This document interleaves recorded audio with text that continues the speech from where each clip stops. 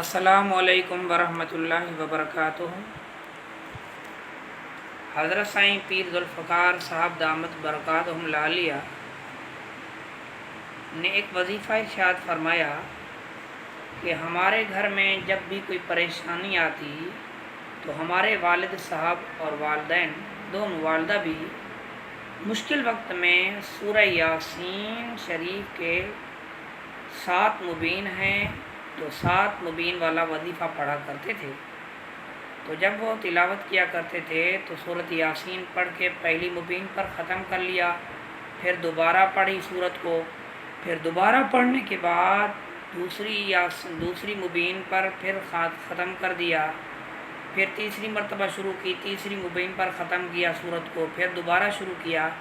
ایسے کرتے کرتے 7 مبین تک مکمل طور پر پڑھ کے پھر سورت ختم کر لیا کرتے،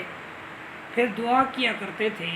اس عمل کی برکت سے جو بھی مشکل آتی تھی اللہ کے فضل سے وہ ختم ہو جایا کرتی تھی۔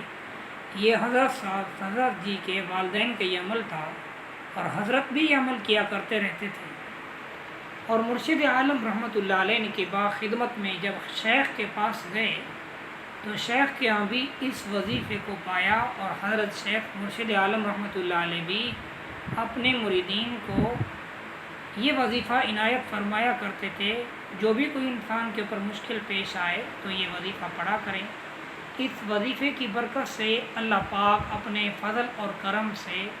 آپ کے مصیبت کو، پریشانیوں کو، جو بھی تکلیف ہو، اللہ تعالیٰ اس